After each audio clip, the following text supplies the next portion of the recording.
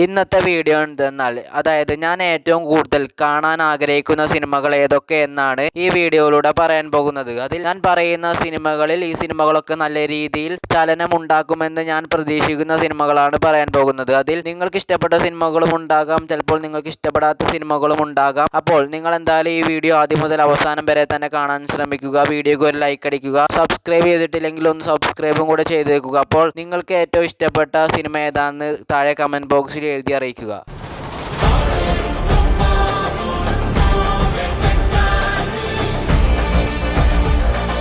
ആദ്യം തന്നെ ഞാൻ ഏറ്റവും കൂടുതൽ കാണാൻ ആഗ്രഹിക്കുന്ന സിനിമയാണ് ലോക ചാപ്റ്റർ 2 ചാത്തൻ എന്ന് പറയുന്ന സിനിമയ്ക്ക് വേണ്ടിയാണ് കാത്തിരിക്കാനുള്ള കാരണം ലോക തന്നെയാണ്. നിങ്ങൾക്ക് അറിയാമല്ലോ, എല്ലാവരും ലോകയുടെ രണ്ടാം ഭാഗത്തിന് വേണ്ടി കാത്തിരിക്കുകയാണ്. അതേപോലെ തന്നെ ഞാനും ഏറ്റവും കൂടുതൽ കാത്തിരിക്കുന്നത് ലോക ചാപ്റ്റർ 2 ചാത്തൻ എന്ന സിനിമയ്ക്ക് വേണ്ടിയാണ്. ഡൊമിനിക് അരുണാണ് സംവിധാനം ചെയ്യുന്നത്. അപ്പോൾ ഒരു വമ്പൻ സംഭവത്തിൽ തന്നെയാണ് വരുന്നത്. ആദ്യ ഭാഗം തന്നെ 303 കോടിയോളം അടിച്ചു. അപ്പോൾ രണ്ടാം ഭാഗം ഒരു വമ്പൻ ഇതിലാണ് വരുന്നതെങ്കിൽ, അതായത് ലോകയ്ക്ക് കിട്ടിയ അതേ പോസിറ്റീവും കാര്യങ്ങളും ലോകയുടെ രണ്ടാം ഭാഗത്തിന് കിട്ടുകയാണെങ്കിൽ ഒരു 600-700 കോടി റേഞ്ചിലെങ്കിലും കളക്ഷൻ പ്രതീക്ഷിക്കുന്നുണ്ട്. അപ്പോൾ ആദ്യമായി ഞാൻ ഏറ്റവും കൂടുതൽ കാത്തിരിക്കുന്ന സിനിമ അത് ലോക ചാപ്റ്റർ 2 ചാത്തനാണ്.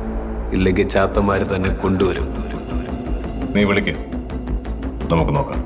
രണ്ടാമതായി ഞാൻ ഏറ്റവും കൂടുതൽ കാത്തിരിക്കുന്ന സിനിമ എന്ന് പറയുന്നത് പാട്രിയറ്റ് എന്ന് പറയുന്ന സിനിമയാണ്. ഇതിനുള്ള മെയിൻ കാരണം എന്ന് പറയുന്നത് സിനിമയിൽ മോഹൻലാലും മമ്മൂട്ടിയും വർഷങ്ങൾക്ക് ശേഷം വീണ്ടും ഒന്നിക്കുന്നു എന്ന് പറയുന്ന ഒരു സംഭവമാണ്. അതുപോലെ തന്നെ കുഞ്ചാക്കോ ബോബനും അതുപോലെ തന്നെ ഫഹദ് ഫാസിലും ഉള്ളൊരു വലിയൊരു മൾട്ടി സ്റ്റാർ ചിത്രം കൂടിയാണ് വരുന്നത്. നല്ലൊരു പ്രതീക്ഷകൾ വെക്കുന്ന സിനിമയാണ് പാട്രിയറ്റ് എന്ന് പറയുന്ന സിനിമ. ഈ സിനിമയുടെ റിലീസ് അടുത്ത് തന്നെയാണ്, മെയ് 1-ാം തീയതിയാണ് റിലീസ്. അപ്പോൾ ഈ സിനിമയാണ് രണ്ടാമതായി പാട്രിയറ്റ് എന്ന് പറയുന്ന സിനിമയ്ക്ക് വേണ്ടിയാണ് കാത്തിരിക്കുന്നത്. സിനിമയ്ക്കും എന്തോ ഒരു നല്ലൊരു പ്രതീക്ഷയുണ്ട്. അപ്പോൾ എന്തായാലും കാത്തിരിക്കാം.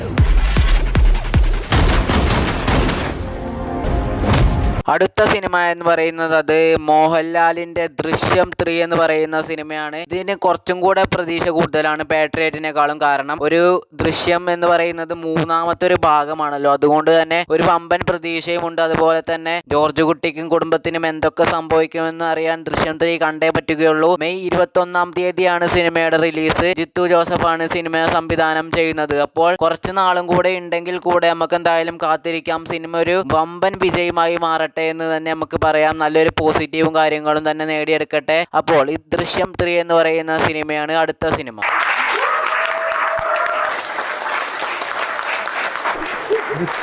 ഇനി പറയാൻ പോകുന്ന സിനിമ ചിലപ്പോൾ നിങ്ങൾക്ക് അംഗീകരിക്കാൻ സാധ്യത ഉണ്ടാകില്ല, പക്ഷെ നിങ്ങൾ അംഗീകരിച്ചേ പറ്റുകയുള്ളൂ. കാരണം ഇനി ഞാൻ ഏറ്റവും കൂടുതൽ കാത്തിരിക്കുന്ന സിനിമ എന്ന് പറയുന്നതിൽ ഒന്നാണ്. അത് ദിലീപ് നായകനാവുന്ന ദിലീപിന്റെ നീക്കം എന്ന് പറയുന്ന സിനിമയാണ്. ദിലീപിന്റെ 152ാമത്തെ സിനിമയായി വരാനിരിക്കുന്ന സിനിമയാണ്. സിനിമയുടെ ടൈറ്റിലും പോസ്റ്ററൊക്കെ വന്നിട്ടുണ്ട്. കിഡിലും ടൈറ്റിലും പോസ്റ്ററുമാണ് വന്നിട്ടുള്ളത്. സിനിമയുടെ പേര് നീക്കം എന്നാണ്. ഈ സിനിമയും അത്യാവശ്യം ഒരു വലിയ സിനിമ എന്നാണ് ജഗൻ ഷാജി കൈലാസായ ഈ സിനിമയുടെ സംവിധായകൻ പറഞ്ഞിട്ടുള്ളത്. അതുപോലെ തന്നെ ഈ സിനിമയിലെ നായകൻ നമ്മുടെ ദിലീപാണ്, നമ്മുടെ ജനപ്രിയ നായകൻ ദിലീപാണ്. അതുകൊണ്ടുള്ള ഒരു വമ്പൻ പ്രതീക്ഷയുമുണ്ട്. അപ്പോൾ എന്തായാലും വരട്ടെ, സിനിമ വരട്ടെ. സിനിമ ഒരു ജൂൺ മാസം വരുമെന്ന് പ്രതീക്ഷിക്കുന്നു, അല്ലെങ്കിൽ ആഗസ്റ്റ് മാസം ഒക്കെ വരുമെന്നാണ് പ്രതീക്ഷിക്കുന്നത്. എന്തായാലും ഉടനെ തന്നെ വലിയ വലിയ അപ്ഡേറ്റുകൾ ഈ സിനിമയുടെ ഭാഗത്തുനിന്ന് വരും. അപ്പോൾ ഈ സിനിമയും ഞാൻ ഏറ്റവും കൂടുതൽ പ്രതീക്ഷ നൽകുന്ന ഒരു സിനിമ തന്നെയാണ്.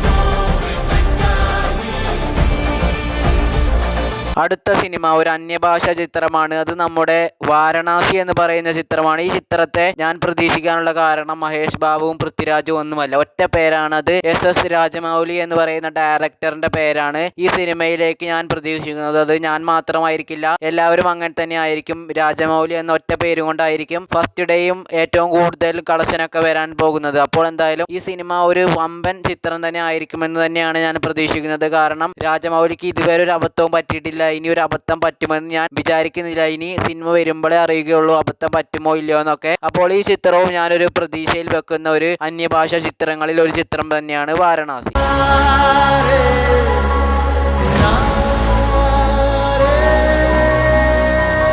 അടുത്തത് പറയാൻ പോകുന്നതും ഒരു അന്യഭാഷാ ചിത്രം തന്നെയാണ്. ആ ചിത്രത്തിന്റെ പേരെന്ന് പറയുന്നത് അത് സ്പിരിറ്റ് എന്ന് പറയുന്ന ചിത്രമാണ്. സന്ദീപ് റെഡ്ഡി വാങ്ക സംവിധാനം ചെയ്ത് പ്രഭാസ് നായകനാവുന്ന സിനിമയാണ്. ഇതിൽ ഒരു വമ്പൻ പ്രതീക്ഷ തന്നെയാണ് ഞാൻ വെക്കുന്നത്. കാരണം ഈ സിനിമയുടെ സംവിധായകനും അതുപോലെ തന്നെ ഈ സിനിമയിലെ നായകനായ പ്രഭാസും തന്നെയാണ്. അപ്പോൾ ഈ സിനിമയും ഒരു നല്ലൊരു പോസിറ്റീവ് നേടി അത്യാവശ്യം നല്ലൊരു വിജയമാകുമെന്ന് തന്നെ ഞാൻ പ്രതീക്ഷിക്കുന്നുണ്ട്. പോസിറ്റീവ് കിട്ടുകയാണെങ്കിൽ നല്ലൊരു വിജയമാകും. അത് പിന്നെ പറഞ്ഞു തരേണ്ട ആവശ്യമൊന്നുമില്ലല്ലോ. കാരണം അത്യാവശ്യം നല്ല സ്റ്റാർഡമുള്ള ആള് തന്നെയാണ് പ്രഭാസും അതുപോലെ തന്നെ സന്ദീപ് റെഡ്ഡി വാങ്കയും. അപ്പോൾ സിനിമ ഒരു വമ്പൻ വിജയമായി മാറട്ടെ എന്ന് പറയുന്നു. സിനിമ ഏതായാലും അടുത്ത വർഷം 2027 മാർച്ച് മാസത്തിലായിരിക്കും വരാൻ പോകുന്നത്. അപ്പോൾ കാത്തിരിക്കൂ നിങ്ങൾ.